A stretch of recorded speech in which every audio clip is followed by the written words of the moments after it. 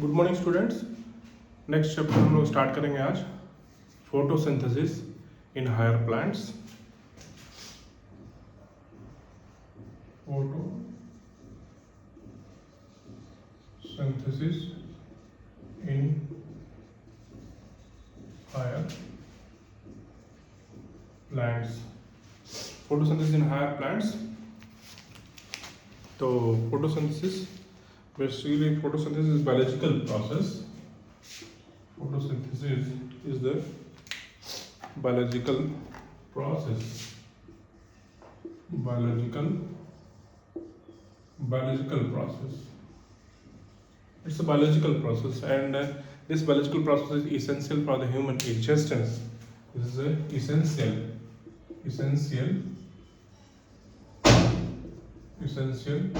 for human existence. And the process of photosynthesis is it's a synthesis of carbohydrate. Synthesis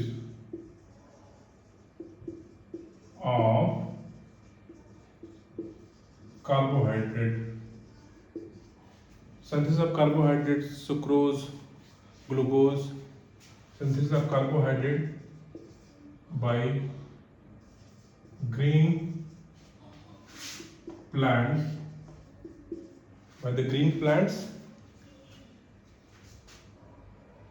in presence of sunlight by utilizing carbon dioxide and water. Carbon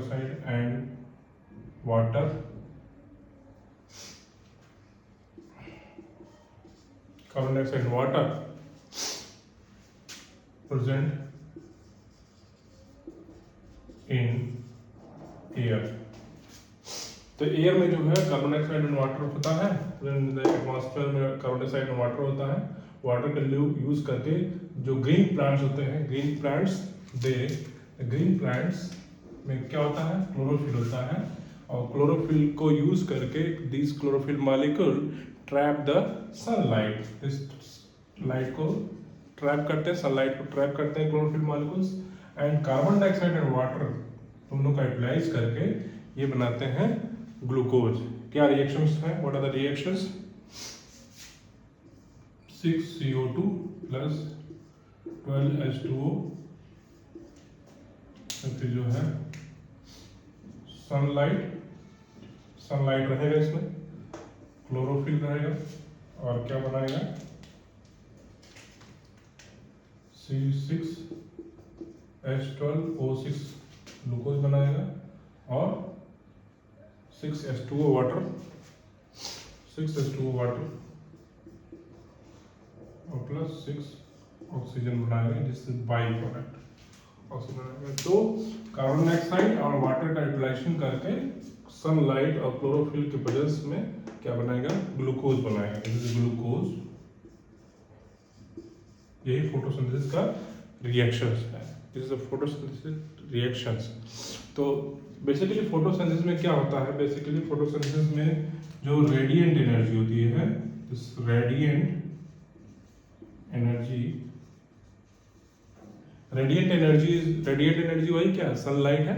the radiant energy is converted into the electrical energy, ठीक है, electrical energy में convert होगा, and this electrical energy is converted into the chemical energy. Basically these are the process, chemical energy. तो radiant energy क्या है, what are the radiant energy? रेडिएंट एनर्जी जो है सनलाइट है, sunlight is the radiant energy, ठीक है। इलेक्ट्रिकल एनर्जी क्या है? Electrical energy the flow of electrons,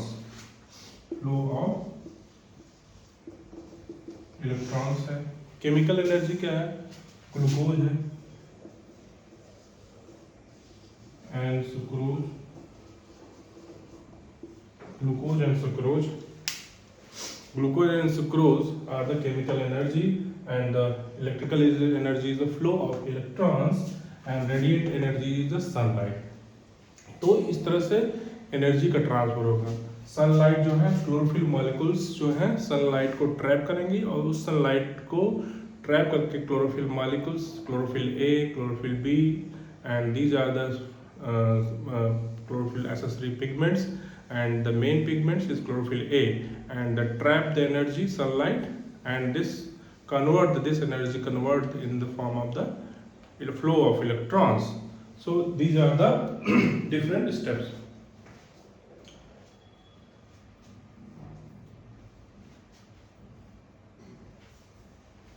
इसके बाद जो है अगर देखा जाए तो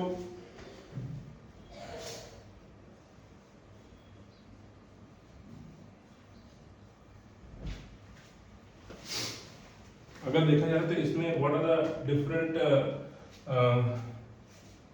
क्या क्या इस चैप्टर में क्या क्या इनकॉर्पोरेटेड है। बेसिकली अगर देखा जाए तो चैप्टर कवर्स चैप्टर्स क्या क्या कवर करेगा चैप्टर में। This chapters covers is a historical perspective, historical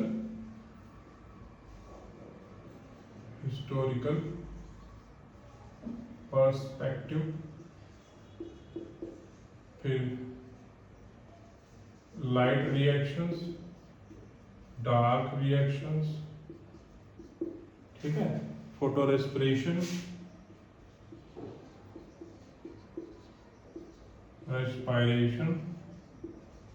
photo respiration होगा, ठीक है। इसके बाद जो है C4 पाथवे, ठीक है, C4 पाथवे। इसके बाद जो है कैम साइकिल, कैम पाथवे हम बताएंगे क्या होता है, and the factors affecting the photosynthesis, and the last one is the factors one is about significance of photosynthesis. So these are the different titles in this chapter we will discuss, and उसके बाद first आता है, first one is historical background. तो what are historical background?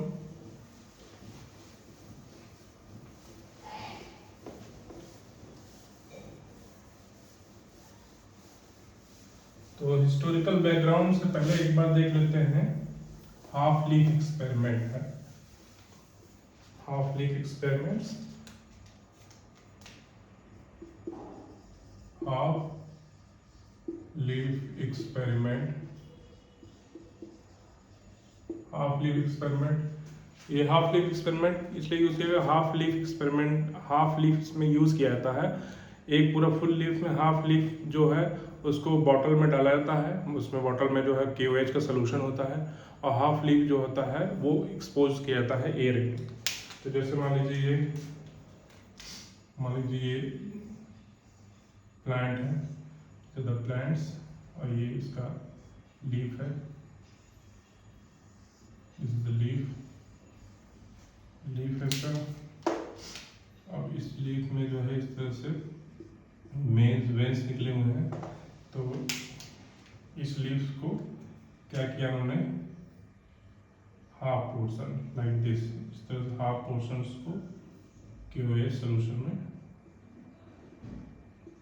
This is the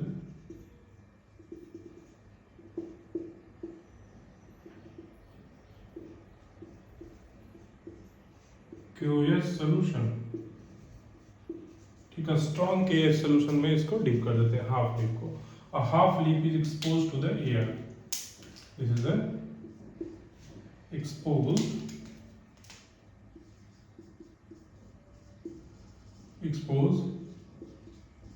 in air, and half leaf is present in the solution. तो क्या होता है इसमें, कुछ देर बाद इसको देखते हैं अगर, तो हाफ लीफ में इस लीफ,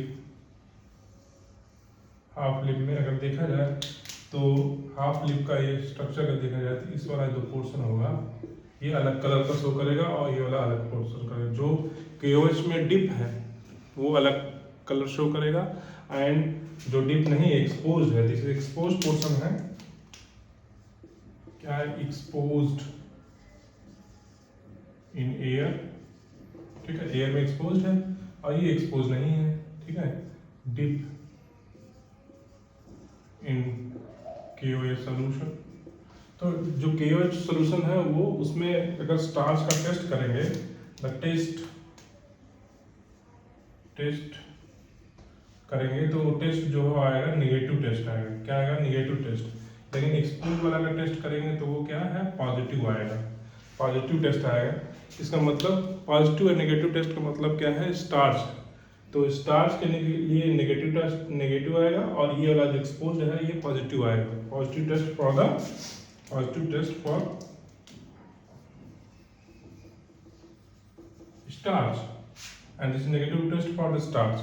तो कुल मिलाकर ये जो एक्सपोज वाला पोर्शन है, the KOH solution, and the KOH solution, the basic concept for this experiment to identify the role of carbon dioxide in photosynthesis. This identify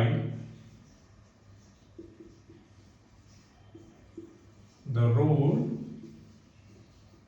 of CO2 in photosynthesis. Basically यहाँ से जो sleeve से जो carbon dioxide निकल रहा है, ये carbon dioxide जो है, this release the carbon dioxide and that carbon dioxide is absorb by the KOH solution. तो KOH सोल्यूशन जो है कार्बन डाइऑक्साइड को अब्सॉर्ब कर ले रहा है, इससे कार्बन डाइऑक्साइड जो है वो मिल नहीं पा रहा है लीफ को, for the synthesis of the photosynthesis के लिए मिल नहीं पा रहा है। तो this is the basic experiments of the half leaf experiment, and this experiment is perform by the malls. कौन था, मॉल्स ने बोला था इसको, एक्सप्लेन किया था, इसलिए इसे बोलते हैं malls experiment, malls half leaf experiments. And this experiments suggest and identified the role of carbon dioxide in photosynthesis, and this is the। उसके बाद जो नेक्स्ट है वॉन हेलमोंट का। वॉन हेलमोंट क्या बोलते हैं देख लेते हैं।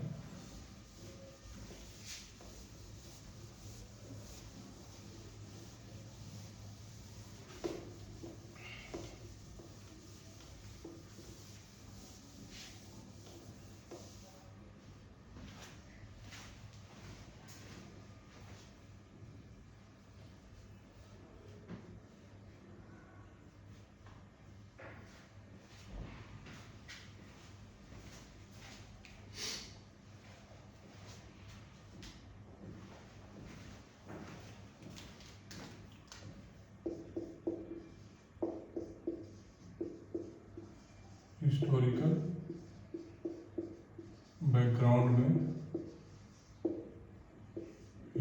बैकग्राउंड में पहला है वॉन हेलमोंट।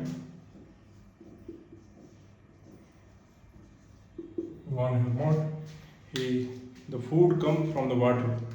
क्या बताते हैं, food come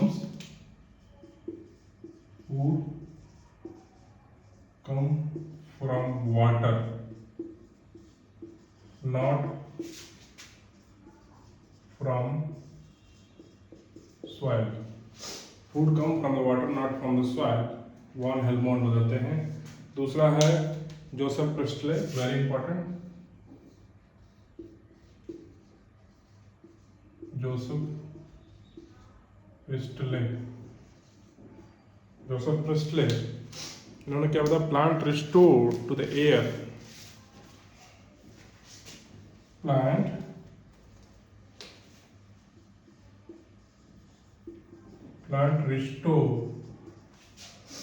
restore to air, the air whatever breathing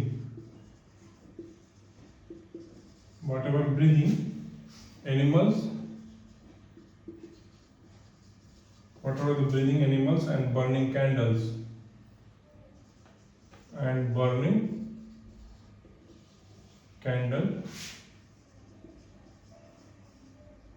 candle removes।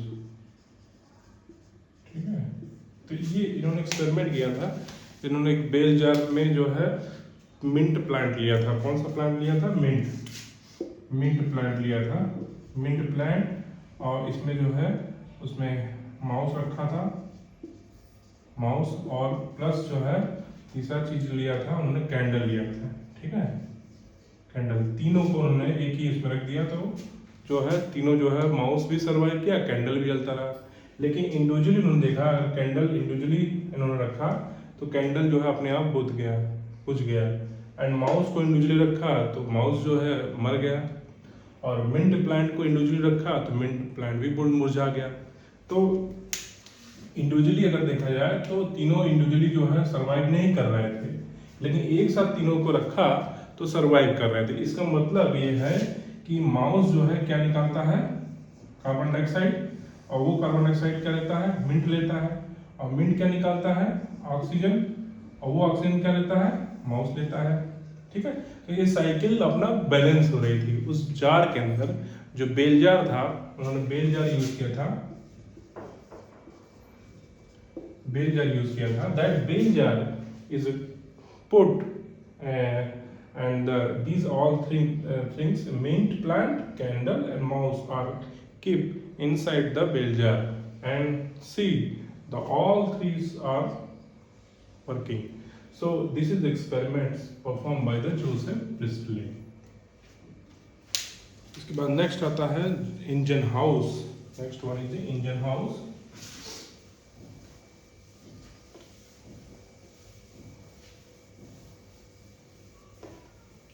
Third one is engine house.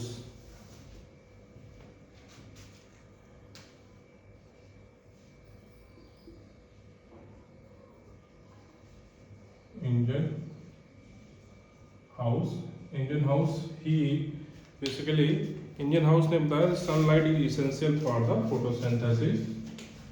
Sunlight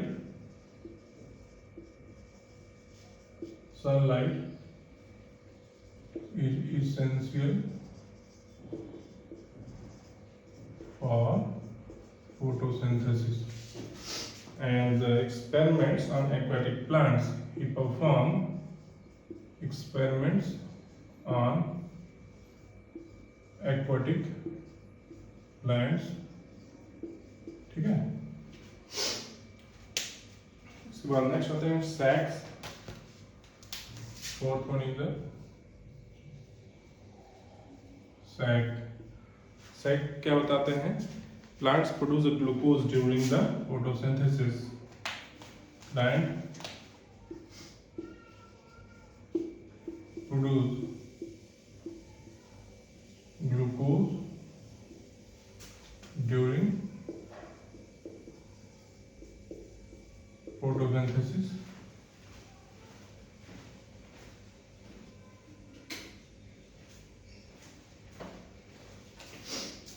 इसके बाद जो है इंगलमान।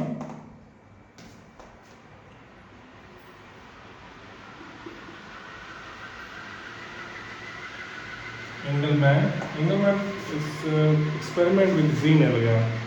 He did an experiment with green alga। इसका क्या नाम था? क्लैडोफोरा। क्या था? Cladophora. Cladophora is the green alga, and in the presence of aerobic bacteria, and also experiment with green alga and aerobic bacteria use किया था। aerobic bacteria इसलिए किया था कि these bacteria are accumulated at that regions where the oxygen concentration is much more, and oxygen bubbles बन रहा था। उस जगह पे ऑक्सीजन बबल्स बन रहा था, और उस ऑक्सीजन बबल्स के पास आसपास जो है these aerobic bacteria are accumulated, and if you perform the Engelmann experiment, Engelmann performed the action spectrum। क्या किया उन्होंने? एक्शन स्पेक्ट्रम बताया था, एक्शन स्पेक्ट्रम बताया था। उसके बाद वॉन-लील, 6 वन इज वॉन-लील। आगे बढ़ते हैं। 6 one is वॉन-लील।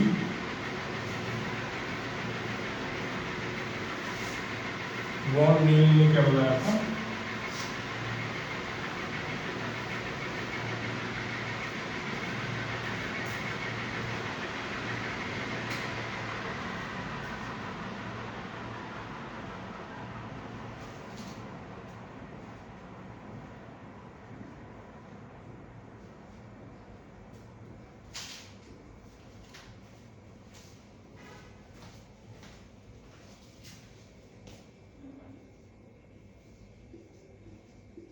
Van Niel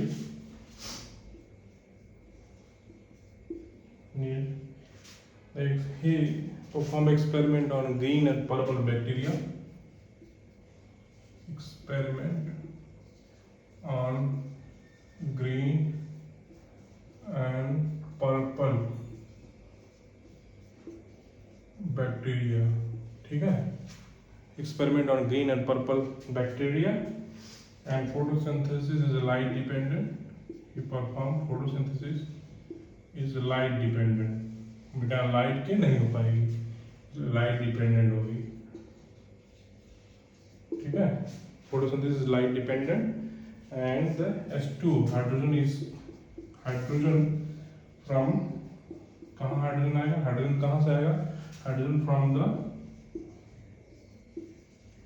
oxidisable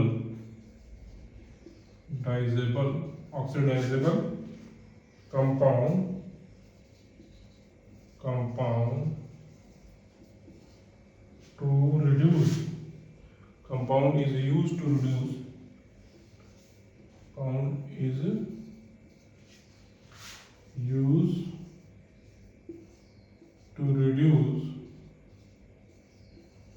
the carbon dioxide, ठीक है. कार्बन डाइऑक्साइड मतलब ऑक्सीडाइजेबल जो कोई कंपाउंड होगा, जैसे ऑक्सीडाइजेबल कंपाउंड यहाँ पे फोटोसिंथेसिस में क्या है, इन द ग्रीन प्लांट्स में क्या यूज किया गया था, ग्रीन प्लांट्स में ऑक्सीडाइजेबल कंपाउंड क्या होगा, वाटर होगा, ठीक है. और बैक्टीरिया के केस में क्या होगा बेटा, बैक्टीरिया के केस में क्या होगा, H2S होगा. तो these are the oxidisable compounds. ये है ऑक्सीडाइजेबल कंपाउंड्स क्या रिलीज करते हैं, they release the basically hydrogen use करते हैं. और ये हाइड्रोजन किससे कंबाइन करेगा, CO2 से कंबाइन करेगा, और CO2 से कंबाइन करके क्या बनाएगा, वो ग्लूकोज बनाएगा, ठीक है. These are the basically biochemical reactions, biochemical और photochemical reactions which takes place during the photosynthesis reaction. And उन्होंने बताया था, वॉन नील ने बताया था. उसके बाद रॉबर्ट हिल ने बताया था, plant use light energy to generate power, ठीक है. Plant use light energy. उसके बाद जो है रॉबर्ट हिल रिएक्शन इसमें आता है.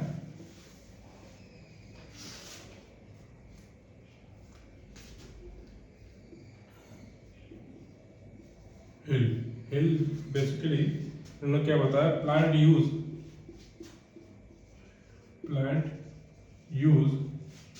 लाइट एनर्जी,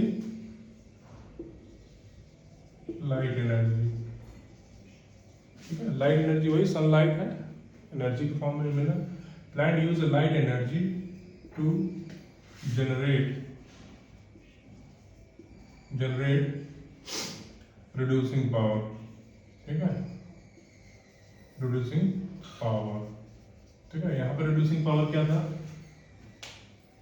रिड्यूसिंग पावर यहाँ पे जो है बेसिकली रिड्यूसिंग पावर जो है, here the reducing power NADPH2, this is the reducing power, NADPH2 is the reducing power. और क्या होता है basically this light energy release, basically अगर देखा जाए तो लाइट एनर्जी जो है पड़ता है और वाटर मॉलिक्यूल डिसोसिएट होके, मान लो ये लाइट एनर्जी पड़ा, इस पर लाइट एनर्जी पड़ा, तो वाटर मॉलिक्यूल डिसोसिएट होकर क्या बनाएगा, 2H+, 2 इलेक्ट्रॉन बनेगा और ऑक्सीजन निकलेगा. ऑक्सीजन क्या होगा, ये बाई प्रोडक्ट होगा. तो यही जो होता है इज बाई प्रोडक्ट ऑक्सीजन होगा. और ये जो है this 2H+ is responsible for the formation of reducing power. ये NADP प्लस से कंबाइन होके क्या बनाएगा, NADPH2 बनाएगा. This is reducing power. तो यही बताया उन्होंने हिल रिएक्शन, इसी को बोला गया हिल रिएक्शन बोला गया, this is known as Hill reaction, Hill reaction बोला गया। इसके बाद जो है नेक्स्ट आता है आपका, नेक्स्ट हिस्टोरिकल बैकग्राउंड में Saussure is very important. Theodore de Saussure is important contribution in historical background. It's a very important contribution in historical background.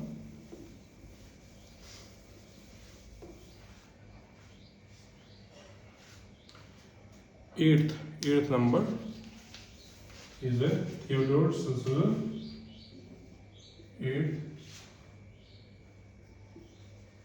Theodore de Saussure. Theodore de Saussure is H2O is essential. He suggests that H2O is essential. Water is essential for photosynthesis. बताते हैं H2O is essential for photosynthesis। And इसके बाद आता है नवा जो है immersion. 9 is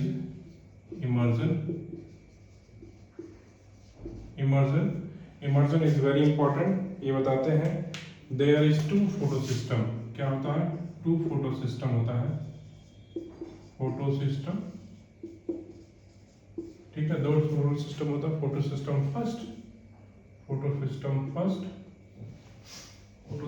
first and photosystem second. First मतलब फर्स्ट डिवीजन, सेकेंड मतलब सेकेंड डिवीजन। फर्स्ट मतलब फर्स्ट डिवीजन मतलब ज़्यादा मार्क्स होगा, सेकेंड मतलब सेकेंड डिवीजन ज़्यादा मार्क्स, मतलब इसका जो रिएक्शन सेंटर होगा वो क्या होगा? P700 होगा, 700 नैनोमीटर की लाइट को एब्जॉर्ब करेगा। ये क्या होगा? 680 nm होगा, 680 nm की लाइट को एब्जॉर्ब करेगा। तो फर्स्ट डिवीजन मतलब ज़्यादा मार्क्स, सेकेंड डिवीजन मतलब लो कम मार्क्स, इसे याद कर लो। एंड आल्सो इन्होंने क्या परफॉर्म किया था? इमर्जन इफेक्ट इन्होंने बताया था, इमर्जन इफेक्ट बताया था। एंड इसी को बोला था इन्होंने रेड ड्रॉप एक्सपेरिमेंट किया था, इसे बताया था। And also he suggests the 2 reactions, light and dark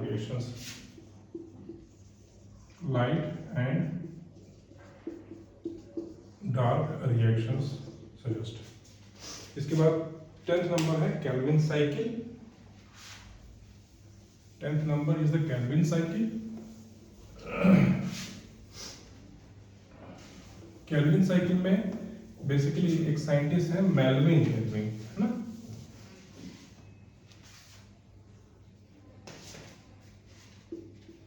M. Kelvin. He is a very important man because he discovered the dark reaction. He explained the dark reaction. He explained the dark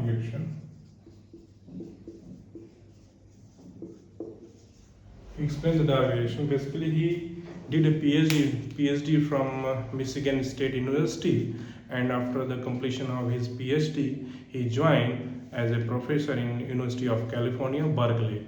उसके बाद वहाँ पे उन्होंने C3 cycle discover किया, explain किया।